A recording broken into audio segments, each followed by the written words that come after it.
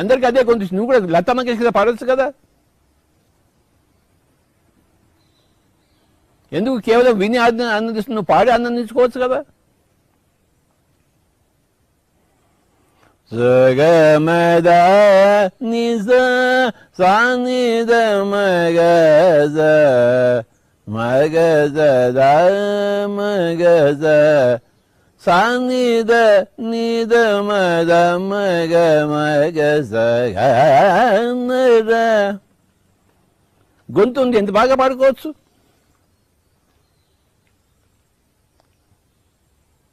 అక్కడ కూడా గొంతు ఉంది, ఆ గొంతు ఎందుకు పాడటం లేదు?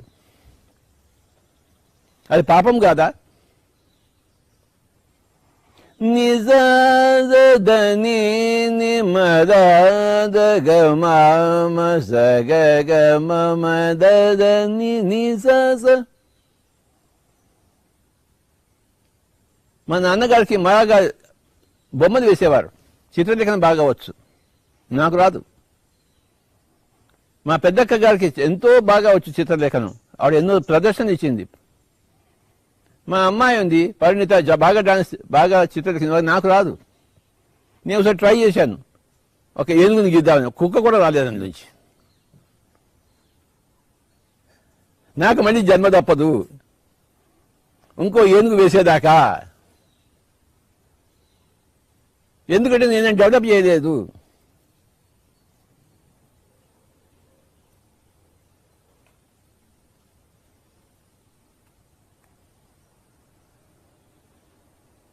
ఎన్ని జన్మలో, ఎన్ని కార్యకలాపాల్లో, షోడశ కళా ప్రపన్నుడు కావడానికి, 16 కళల్లో ప్రపన్నుడు కావడానికి, నా అంత వచ్చేందుకు నీ జన్మలు తప్పవు నాయన అన్నాడు కృష్ణుడు భగవద్గీతలో. నా స్థితికి నువ్వు చేరుకోవాలి, సకల విద్యా పారంగతుడు కావాలి, సకల కళా కోవిదుడు కావాలి.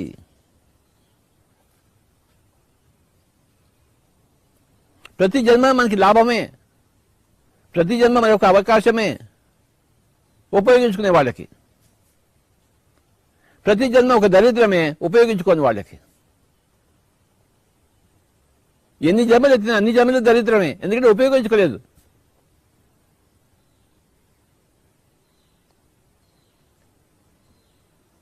ఉపయోగించుకున్న వాళ్ళకి ప్రతి జన్మ సౌభాగ్యమే, భాగ్యమే. ఎన్ని రకాలుగా మనం ఉపయోగించుకోవచ్చు మన జీవితాన్ని.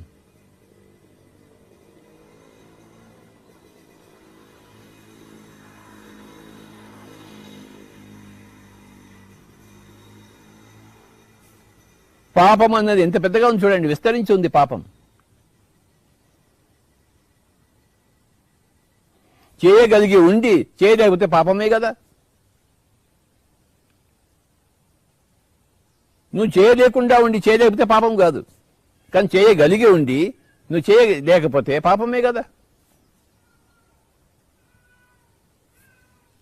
బాగా డబ్బు సంపాదించావు, దాచుకున్నావు, పాపమే. ఆ డబ్బుతో ఎంతైనా లోక కళ్యాణం చేయొచ్చు, కానీ నువ్వేం చేసావు? నువ్వు దాచుకున్నావు పాత వేసి, పాపమే అది. డబ్బు కష్టపడి సంపాదించావు, కానీ లోక కళ్యాణం వినియోగించాలి, లేకపోతే ఆ డబ్బు ఎందుకు? ఇంకా ఎందుకు సంపాదించినట్టు? ఎందుకు అలా మూట కట్టుకున్నావు ఆ డబ్బు మూటని? ఏం చేస్తున్నావు డబ్బుతో? అది ఏం చేయాలో అది చేయకపోతే పాపమే కదా. ఎలా డబ్బు సంపాదించాలో అలా డబ్బు సంపాదించకపోతే పాపము, నువ్వు ఎలా డబ్బు ఖర్చు పెట్టాలో అలా డబ్బు ఖర్చు పెట్టకపోతే పాపము.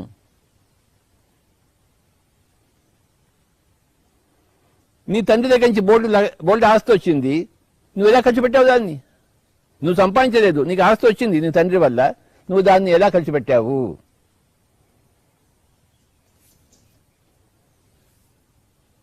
ఆ డబ్బుని పనికిరాని వాటి కోసం తగలెట్టేసావా, లేకపోతే లోక కళ్యాణ చేసావా?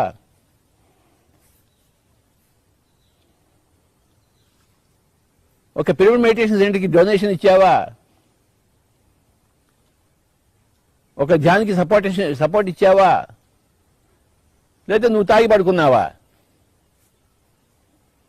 చూడండి మరి, మన తన్ను మన్ను ధన్ను అన్ని కూడా లోక కళ్యాణానికి ఉపయోగించేంత వరకు ఆ పాఠాన్ని నేర్చుకునేంత వరకు మనకి శరీర జన్మలు తప్పవు. పునరపి జన్మం పునరపి మరణం.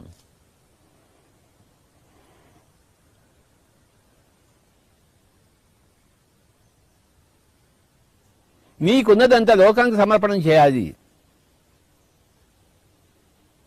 లేకపోతే నీకెందుకుంది అది? నీ దగ్గర ఉన్న నీకోసం అనుకున్నావా? కాదు కదా, నీకోసం కాదు అది. నీ దగ్గర ఉన్నది ప్రపంచం కోసం, లోక కళ్యాణం కోసం. ఏది ఉందా నీ దగ్గర? సర్వం కృష్ణార్పణం.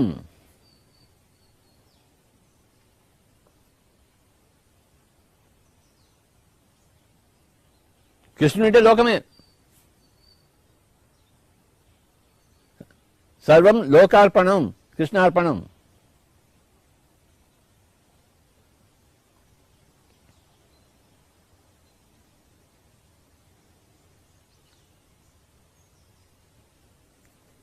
పాపము, పశ్చాత్తాపము, ప్రాయశ్చిత్తము, పరిహారము.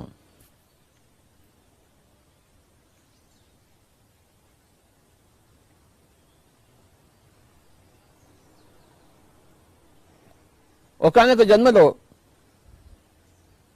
మనం అన్ని అబద్ధాలు చెప్పామనుకోండి, ప్రపంచం అంతా నోరిప్పితే అబద్ధాలు.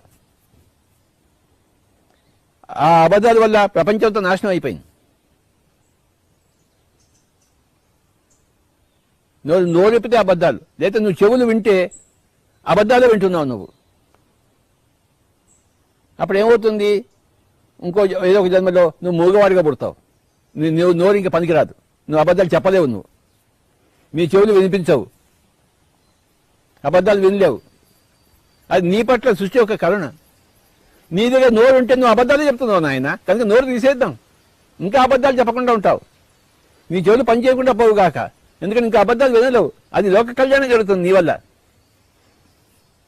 కనుక నువ్వు మూగవాడుగాను చెవిటివాడుగా పుట్టుగాక. ఎందుకంటే నీ నోరు ఎప్పుడు అబద్ధాలే పలుకుతుంది. కనుక నీకు ఈ జన్మ నోరు ఇవ్వము, చెవులు ఇవ్వము. కనుక నువ్వు పాపం చేయకుండా ఉంటావు నాయన. లేదా ఉన్నదాన్ని నువ్వు పాపం చేస్తున్నావు. నువ్వు మాకు ఇష్టం లేదు నువ్వు పాపం చేయడం. కనుక నీకు నోరు తీసేస్తున్నాము. వీడేమంటాడు? నన్ను దేవుడు శపించాడు. దేవుడికి కరుణే లేదు. కరుణ ఉంది కనుకనే నిన్ను మాటలు లేకుండా చేశాడు. కరుణ ఉంది కనుకనే నీకు చెవులు లేకుండా చేశాడు. కనుక కరుణ ఉంది కనుకనే నీకు కళ్ళు లేకుండా చేశాడు. ఆయన మహాకరుణామయుడు. ఏది జరిగినా ఏది జరగకపోయినా అది నీ మంచి కోసమే, నీ యొక్క ఉద్ధారణం కోసమే. ఎందుకంటే నువ్వు ఎన్నో జన్మల్లో నీ నోరు దురుపయోగం చేసావు. కనుక ఈసారి నీకు నోరు వద్దు ఆయన. నువ్వు ఇంకా దురుపయోగం చేసుకుని ఇంకా కర్మ మూట కట్టుకుంటావు నీ నోటితో, ఎదవ నోటితో. నువ్వు ఇంకా కర్మ మూట కట్టుకోవడం నాకు ఇష్టం లేదు. కనుక నోరు తీసేస్తున్నాను.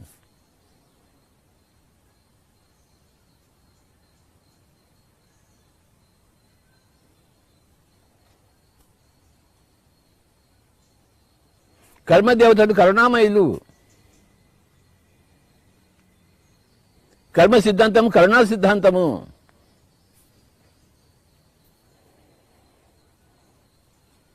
ఇది అర్థం చేసుకున్నవాడే ఆధ్యాత్మికంగా అర్థం చేసుకున్నవాడు. నీ పాఠాలు నువ్వు నేర్చుకోవాల్సిందే, ఎన్ని జన్మలైనా సరే. జీవితం క్షణభంగురం. ఒక్కొక్క జీవితం ఒక క్షణమే. ఆ లోకంలో చూస్తే ఇవంతా క్షణమే. ఈ లోకంలో 100 సంవత్సరాలు ఉండేది, ఆ లోకంలో క్షణమే. ఇది జీవితం క్షణభంగురం. ఎన్ని క్షణాలైనా కానీ నువ్వు పాఠాలు నేర్చుకోవాల్సిందే.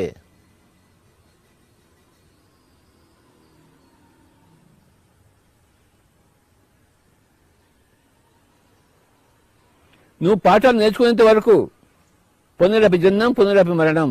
మళ్ళీ నీకు దేహం అవకాశం ఇవ్వడం. దేహం ఇవ్వడం అంటే అవకాశం ఇవ్వడం.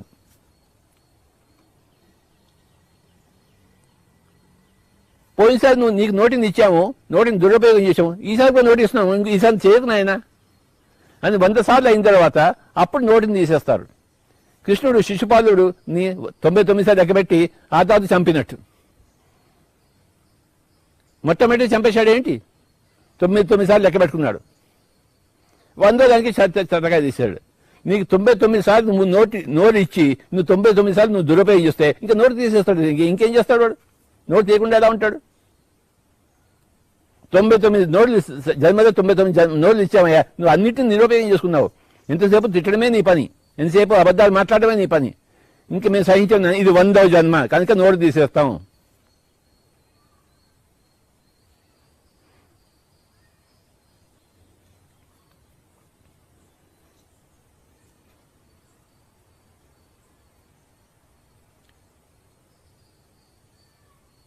కర్మదేవతలు ఖచ్చితంగా ఉంటారు, కరుణామయంగా ఉంటారు. అది మనకు అర్థం కాదు. ఒక్క జన్మగా చూస్తే ఏది అర్థం కాదు. అనేక జన్మ పరప చూసుకుంటే అన్నీ అర్థం అవుతాయి.